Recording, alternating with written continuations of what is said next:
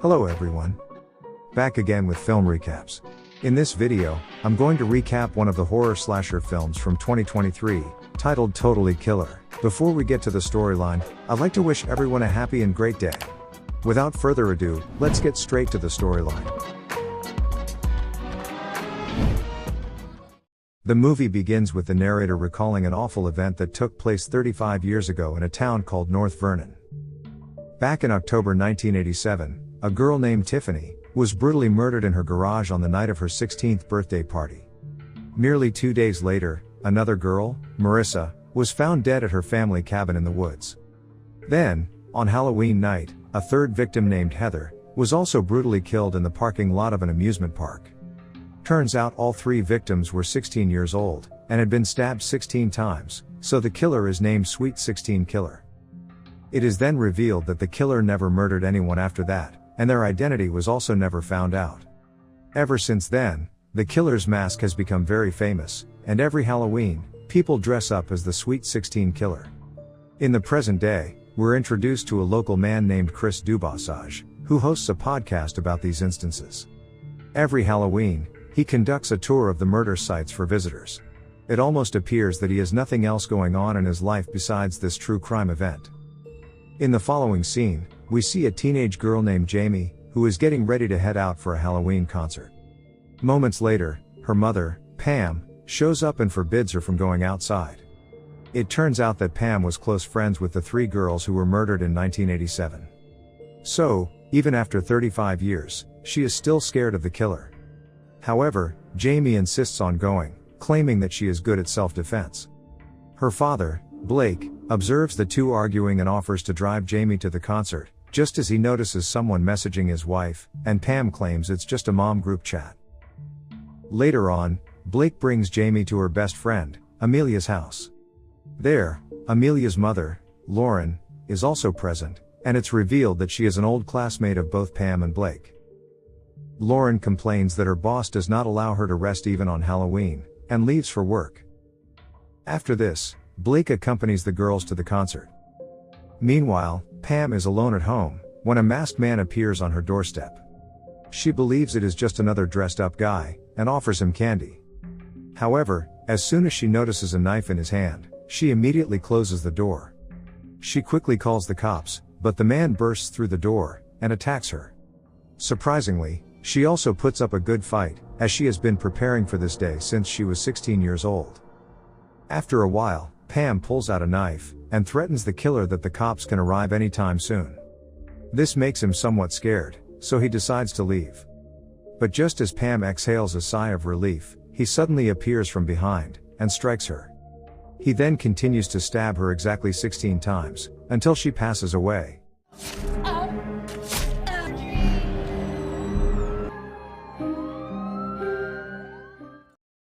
After her mother's death, Jamie is deeply shocked and devastated, while Chris, the true crime enthusiast, is broadcasting life outside the house.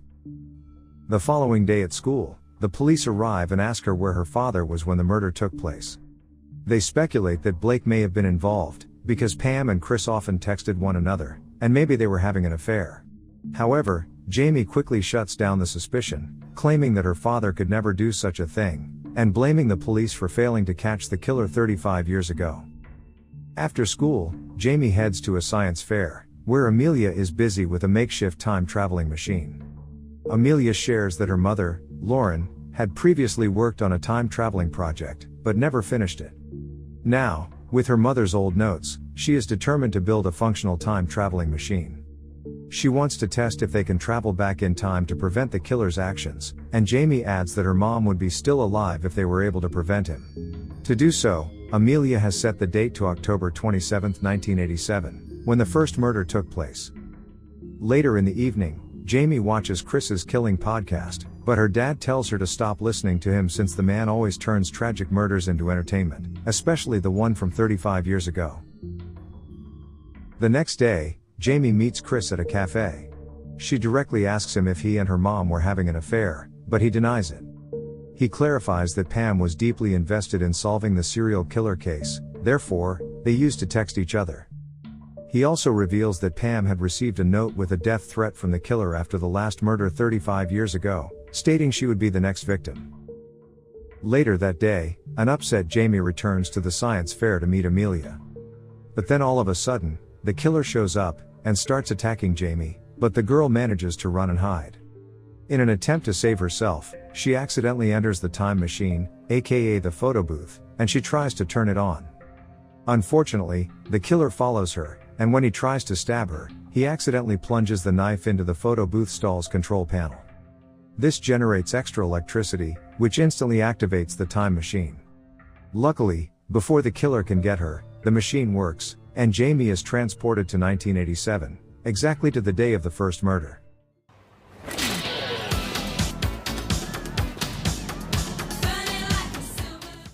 Initially, she is a bit freaked out to realizes that she is in fact in 35 years ago, but when she realizes that she can save her mother, she becomes determined to stop the killing spree. Following this, Jamie places an out-of-order sign on the time machine booth, and approaches a random woman nearby. She inquires about her mother, Pam, and the woman informs her that she is at school. Without wasting time, Jamie heads to the town school where her mother was a student. There, she introduces herself as an exchange student from Canada, and immediately gets admission by the lazy clerk. Later, in gym class, Jamie is shocked to see the three girls who were murdered, Tiffany, Marissa, and Heather. When the training starts, she struggles to look for her teenage mom, and to her surprise, her patient mother that we saw at the beginning of the film is very different from what she imagined. Where is she? You're out, bitch! Get off the court, loser! After the class, she discovers that her mother acts like she is superior to everyone else, and is a complete bully. Jamie also learns about Tiffany's birthday party that evening, where she is about to die. She tries to convince the girls to cancel the party, claiming it's very lame, but they don't listen to her. Frustrated, she goes to the local police for help, warning them that a murder is going to happen at Tiffany's house. However, the cops start laughing and claim that there has never been a murder in their town. With no other option, Jamie starts searching around the school, and asks the lazy clerk about Amelia's mother, Lauren.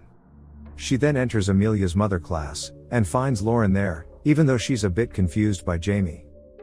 After she finds her, Jamie tells her about the time machine that her daughter will invent in the future, and explains the entire situation. She also informs Lauren about the upcoming murders and the details from her notebook.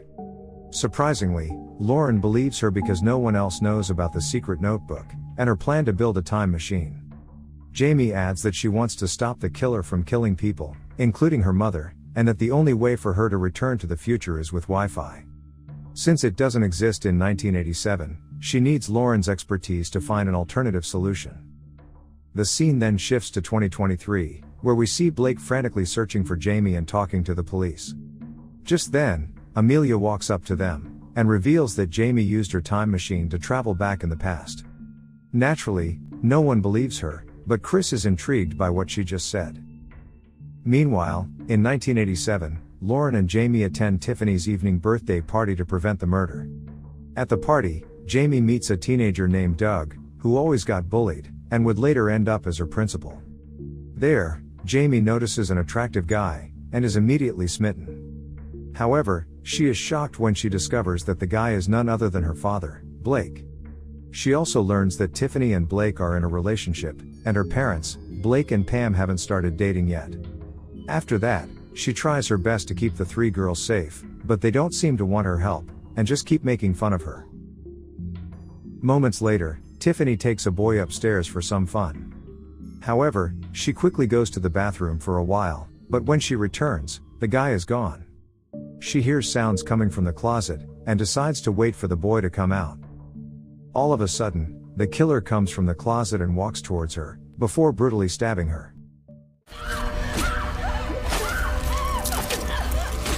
During the loud music party, Jamie frantically continues to look for Tiffany to keep her safe. Unfortunately, she finds her a little late, as her dead body is soon discovered in her parents' bedroom.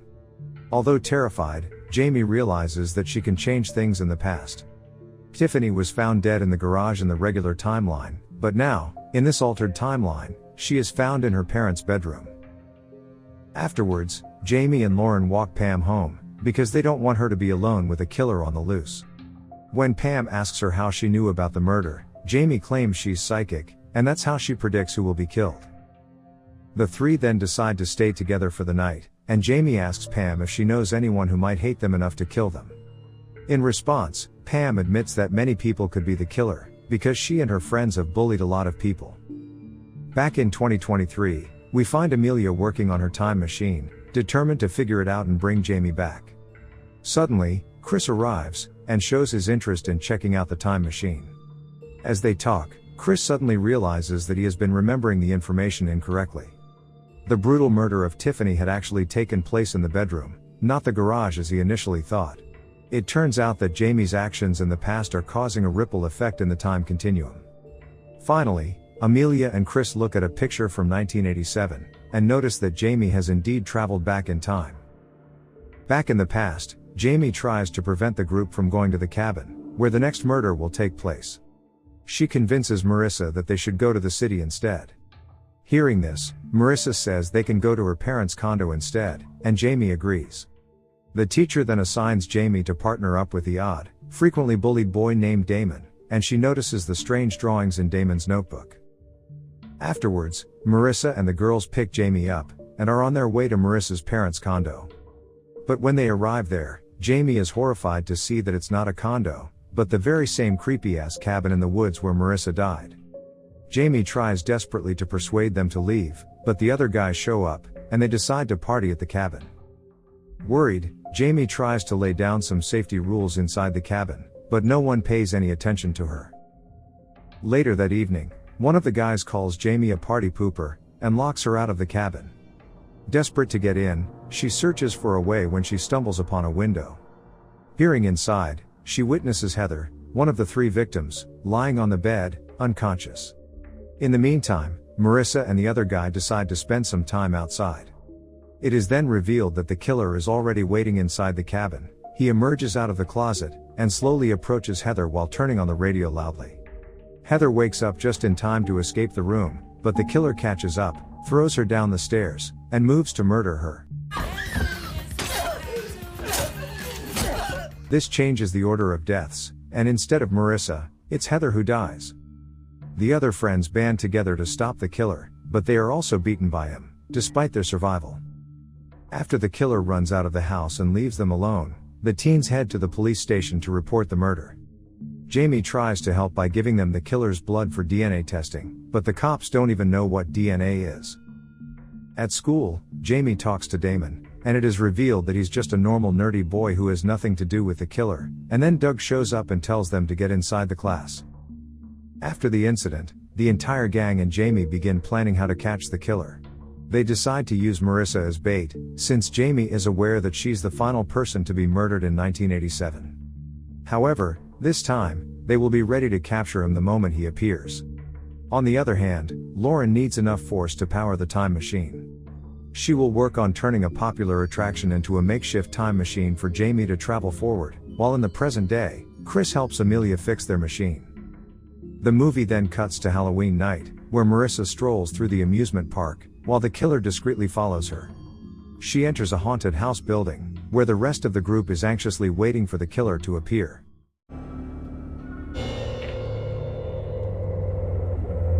Soon enough, the killer arrives, leading to a confrontation with Jamie and the others.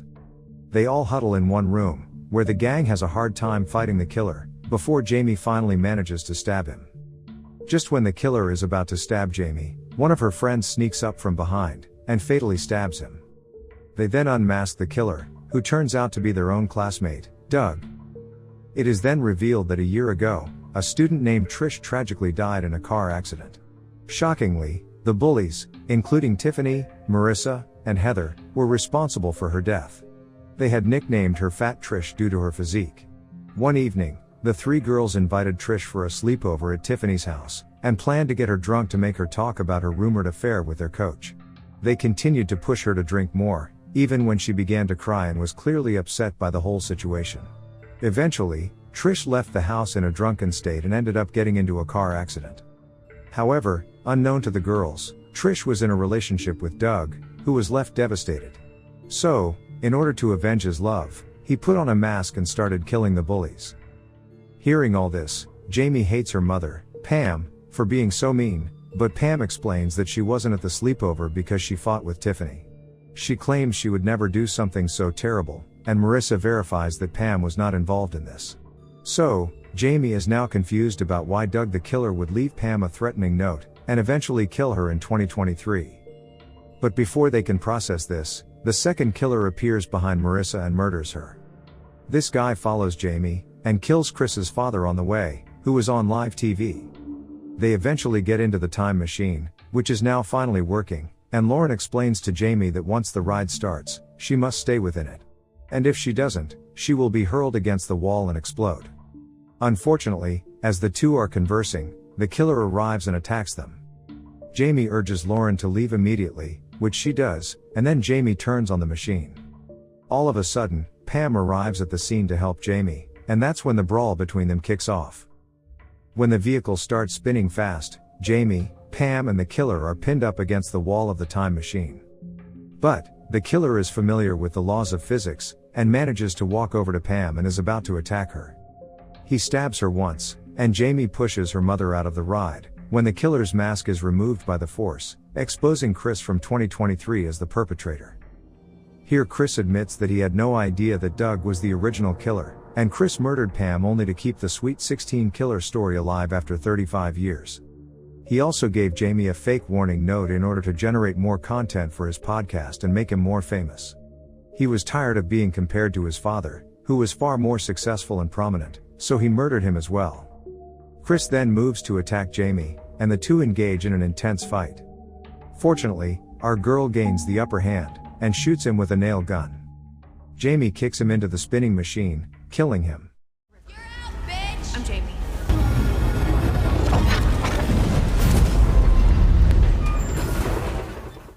After this, she returns to the present. Jamie arrives on the day before Halloween in 2023, and to her relief, Pam is still alive and married to Blake. Meanwhile, Lauren remembers everything that happened in the past, and informs Jamie that this timeline differs from the one she came from.